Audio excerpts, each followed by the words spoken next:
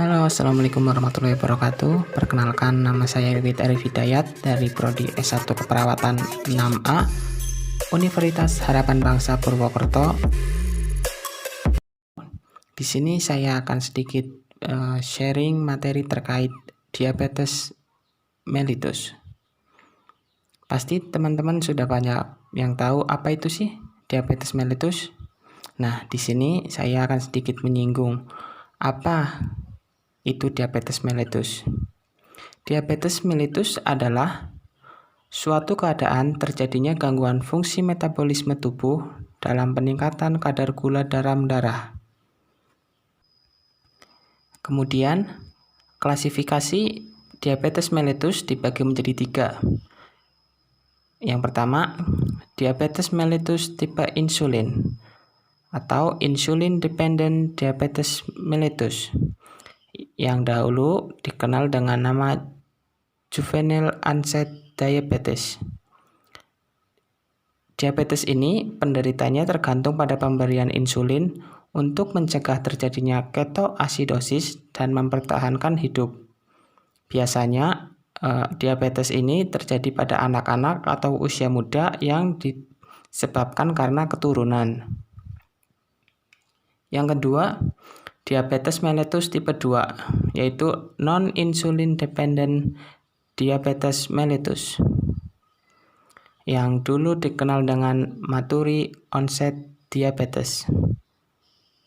Diabetes mellitus tipe 2 dibagi menjadi 2, yaitu yang pertama yang terjadi karena non-obesitas dan obesitas. Diabetes ini disebabkan karena kurangnya produksi insulin dari sel beta pankreas, tetapi biasanya resistensi aksi insulin pada jaringan perifer biasanya terjadi pada orang tua yang berumur lebih dari 40 tahun atau anak dengan obesitas. Yang ketiga, diabetes gestasional atau diabetes kehamilan. Intoleransi glukosa selama kehamilan tidak dikelompokkan ke dalam diabetes tipe 2. Pada pertengahan kehamilan, meningkatnya sekresi hormon pertumbuhan dan hormon chorionic somatotropin atau HCS. Hormon ini meningkat untuk mensuplai asam amino dan glukosa ke fetus. Kemudian dikatakan diabetes apabila yang pertama, gula darah dalam puasa itu lebih dari 126 mg per dl. Yang kedua, gula darah sesudah makan lebih dari 180 mg per dl. Selanjutnya, penyebab dari diabetes mellitus dibagi menjadi 2. Penyebab diabetes mellitus tipe 1 diantaranya diabetes mellitus tipe 1 ditandai oleh penghancuran sel-sel beta pankreas yang merupakan kombinasi dari beberapa faktor. Yang pertama, faktor genetik. Penderita tidak mewarisi tipe 1 sendiri tetapi mewarisi suatu predisposisi ke arah terjadinya diabetes tipe 1, yaitu dengan ditemukannya tipe antigen human leukolit antigen tertentu pada individu. Yang kedua, faktor imunologi.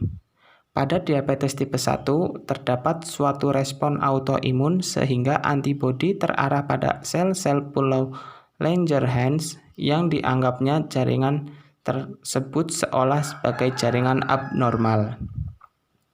Yang ketiga, faktor lingkungan. Penyelidikan dilakukan terhadap kemungkinan faktor eksternal yang dapat memicu destruksi sel beta. Contoh, hasil penyelidikan yang menyatakan bahwa virus atau toksin tertentu dapat memicu proses autoimun yang menimbulkan destruksi sel beta. Kemudian, diabetes tipe 2 disebabkan oleh yang pertama, usia. Kedua, obesitas. Ketiga, karena faktor keluarga. Keempat, pernah toleransi glukosa terganggu atau TGT. Yang kelima, pola hidup tidak sehat. Selanjutnya kita akan masuk ke tanda dan gejala.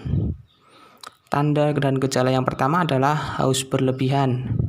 Haus berlebihan, hal ini disebabkan karena pembakaran terlalu banyak dan kehilangan cairan karena poliuri, sehingga untuk mengimbangi penderita lebih banyak minum. Yang selanjutnya yaitu kencing berlebihan.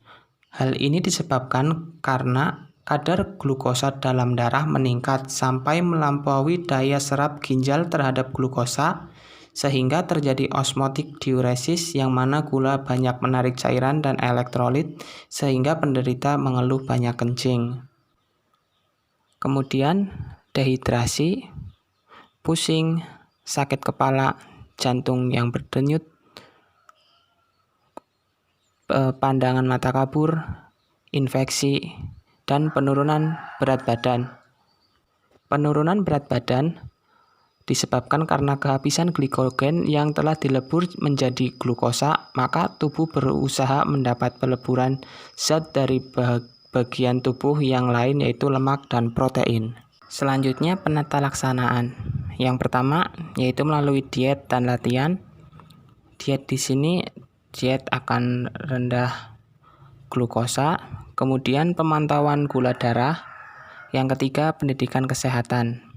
Pendidikan kesehatan bisa kita dapatkan melalui penyuluhan yang biasa dilakukan di sekitar desa ataupun di puskesmas atau di instalasi kesehatan terdekat di rumah.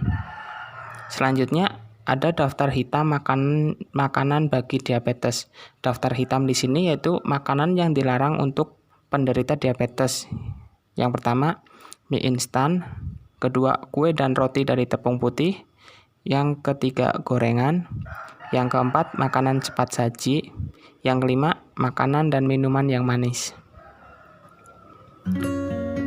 Ya, teman-teman, mungkin dari saya cukupkan sekian. Apabila ada kesalahan atau tutur kata yang kurang jelas, saya mohon minta maaf. Video ini saya buat untuk memenuhi tugas keperawatan keluarga. Sekian dan terima kasih. Wassalamualaikum warahmatullahi wabarakatuh.